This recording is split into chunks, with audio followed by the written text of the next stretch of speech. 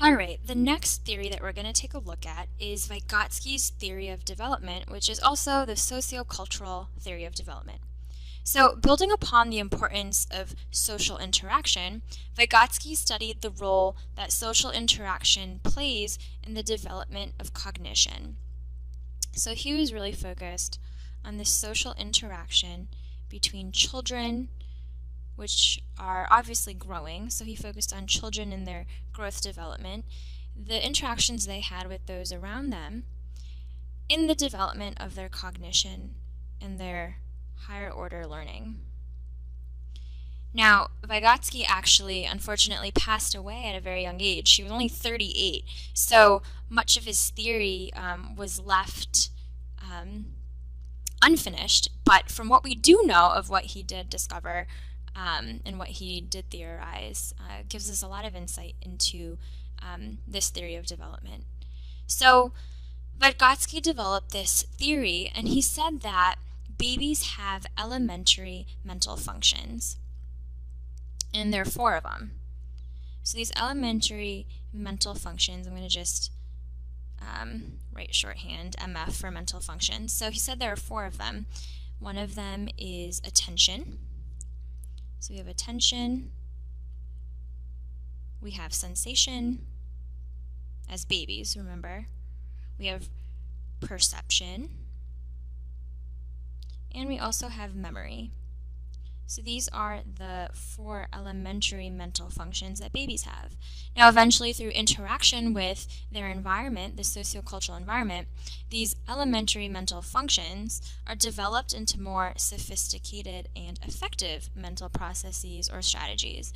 And this is what we call our higher mental functions. So much of our important learning that a child goes through occurs through the social interaction with a skillful tutor. So whether it's their teacher, their parents, just someone older. So this tutor acts as a model, and they model their behaviors, or they provide verbal instruction for the child.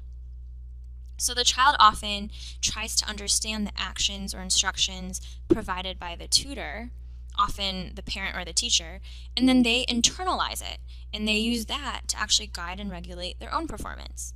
So let's take a little trip down memory lane. Think about when you were a little kid and when you were given your first puzzle to put together. I remember when I had my first puzzle and I was trying to solve it all alone, I had a really hard time. But I also remember my dad sitting right next to me and describing and demonstrating some basic techniques and tips and strategies to solve it. So he first told me to find all the corner and edge pieces and to separate those from the middle pieces. And he gave me a couple pieces to put together and kept on encouraging me as I went along. So eventually I became more competent, and my father didn't have to sit next to me, and he was just able to watch me solve the puzzle. I was able to learn, I was actually able to work more independently. So higher mental functions are characterized more by independent learning and thinking, but that can only be cultivated by the elementary mental functions, which involve a tutor or someone older who acts as a guide through which we model our behavior. So according to Vygotsky, this type of social interaction involves cooperative and collaborative dialogue, and that's what promotes this cognitive ability or development. So in this example I was telling you about, my dad was an MKO, which is a more knowledgeable other. So this is the first key term that I want you to know. MKO stands for more knowledgeable other. So this is one term that Vygotsky defined.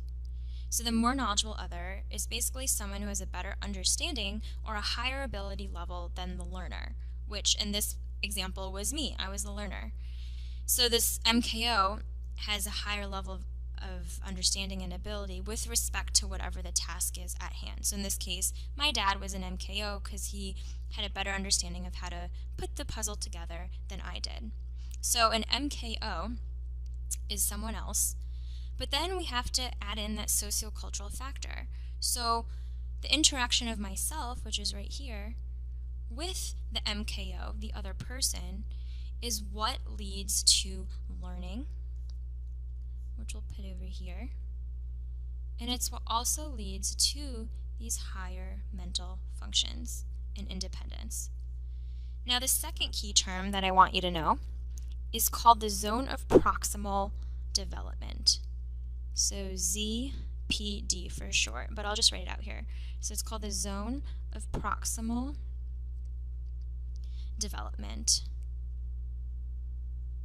And basically, I'm going to illustrate in a second for you what this looks like. But this zone of proximal development is the part where the most sensitive instruction or guidance should be given. So in my puzzle example, I was in that zone of proximal development because I was most sensitive to the information my father was giving me.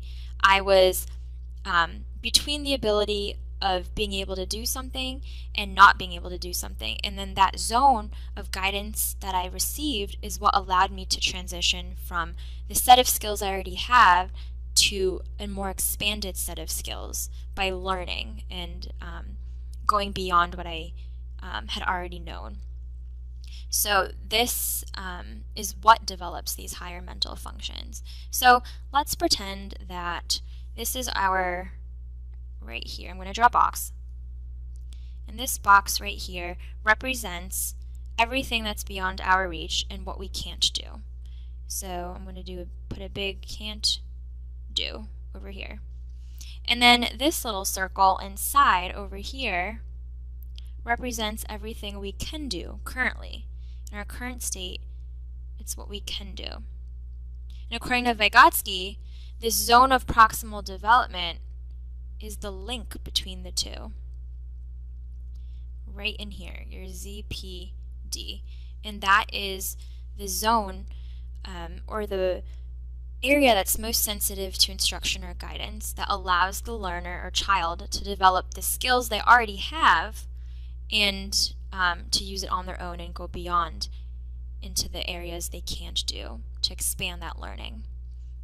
So for example, I couldn't solve the jigsaw puzzle by myself when I was little. It would have taken me such a long time to do, or at all. But I was able to solve it following the interaction with my father. So the ZPD involves an interaction with the MKO.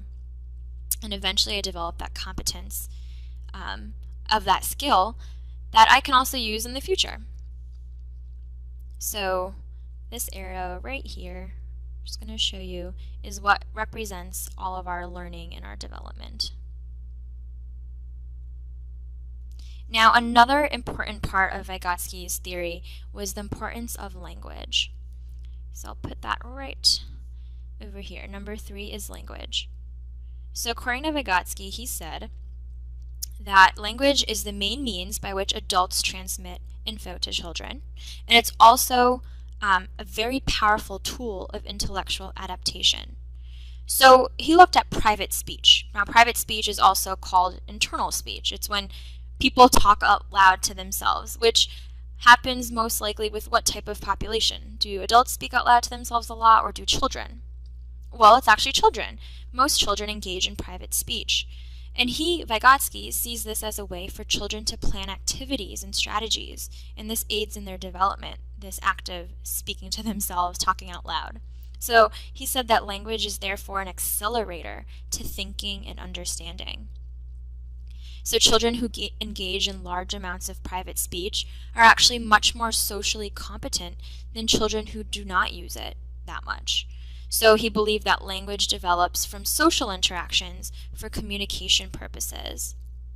And later language ability becomes internalized as thought. So as we grow older, it becomes more internalized, which is called our inner speech. So basically, thought is a result of language. That ability to think for ourselves and develop that independence of executing skills comes from this importance of language, according to Vygotsky. So there you have it. These are the 3 main parts of his theory.